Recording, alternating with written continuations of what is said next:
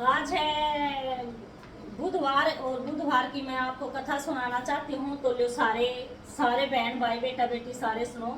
बुधवार की कथा इस प्रकार है। कोई कहते हैं कि बुधवार को बेटी को ससुराल में नहीं भेजते और गई हुई है ससुराल से तो उसको लेके नहीं आते। क्यों, इसका क्या कारण है, तो आज मैं तुम्हें सबको बताती हूँ। क्योंकि मैं तो पहले मैंने सुन रखी है ये कथाएं। तो आज जैसे बड़े लोग हैं, दादी है हमारी, ये नहीं रह पाती हैं, सास भी नहीं रख पाते हैं। कुछ लोग तो शहरों में है, कुछ अलग हो जाते हैं। तो संस्कारों की इसलिए कमी आ रही है, नहीं तो हमारे संस्कारों की कोई कमी नहीं होती है हमारे यहाँ।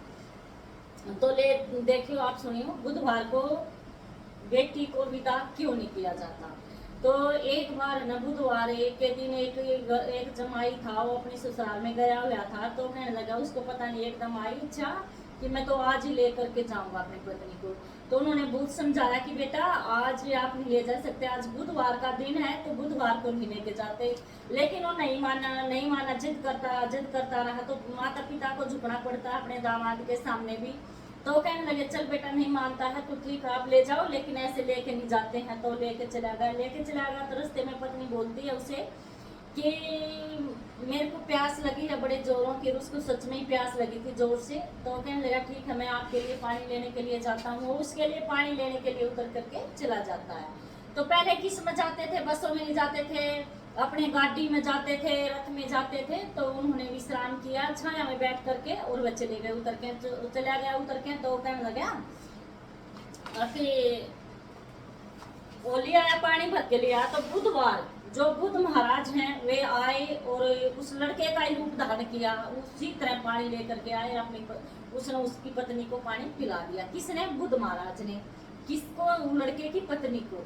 तो उसने पानी पी लिया। तो उसके साथ अच्छे से बातें करने लग गया, जैसे जैसे भाई एक पति अपनी पत्नी से बातें करता है, इस तरह से वो प्यार से बातें करने लगा। इतने में उसका जो असली पति था वो पानी लेके आ जाता है। तो दूसरे आदमी को देख के, देखो कोई भी खुश नहीं होता है, तो उसको देख करके ऐसे गुस्से में भर गया कि ये यहाँ कैसे बैठा है, कैसे बातें कर रहा है। तो कहने लगे, ये आप इससे बातें क्यों कर रहे हो? तो कहने लगी, क्यों नहीं करूँ, ये तो मेरे पति हैं। कि तेरा पति? तो मैं हूँ, पानी लेने के लिए गया था। नहीं, इनने तो पानी ला के मेरे को पिला भी दिया। तो कहने लगा, नहीं मैं हूँ। वो कह रहा मैं हूँ इसका पति, और वो लड़का कह रहा मैं हूँ।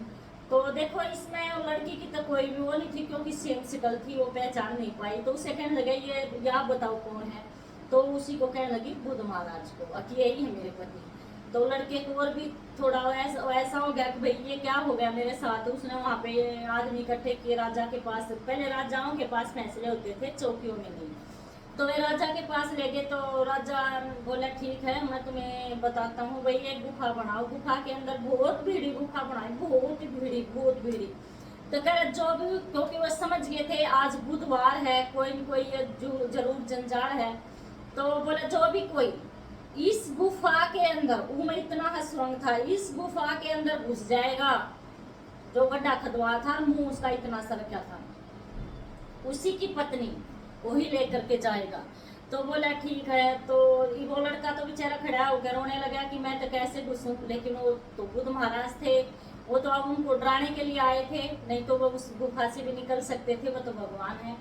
तो उन्होंने क्या किया, वो बोले, ठीक है। वो गुफा के अंदर बुध महाराज अंदर चले गए। तो उन्होंने, राजा ने ऊपर से ढक दिया, और वो लड़के को कहने लगे, जा तेरी पत्नी है, इसे ले जा। लेकिन आज के बाद बुधवार के दिन कोई भी ये ना कहे कि मैं बुधवार को आज ही अपनी पत्नी को अपने घर लेके जाऊंगा, कि उस पत्नी के मायके से उसको ससुराल में नहीं ले जाया जाता। तो आज से ये परंपरा चली आ रही है कि बुधवार को बेटी को ससुराल में क्यों नहीं विदा किया जाता। तो उसने घर आया और बड़े प्यार से अपनी पत्नी को मनाया कि आज के बाद मैं ऐसा काम नहीं करूंगा। और पत्नी ने भी क्षमा मांगी कि देखो, मेरा तो इसमें कोई भी दोष नहीं है, मैं भूल ही गई थी, मेरे को पहचान में नहीं आ रहा था कि कौन सा मेरा पति है और कौन सा नहीं है। उन्होंने भी ऐसे ही पानी ला के पिला, तो दोनों ने अपनी गलती का एहसास किया। और बड़े बूढ़े जो भी कहते हैं, बड़ी अच्छी बात कहते हैं, उनकी बातों का हमें आचरण करना चाहिए, सुनना चाहिए। तो इसी के साथ बुधवार की कथा होती है समाप्ति। जय श्री राम।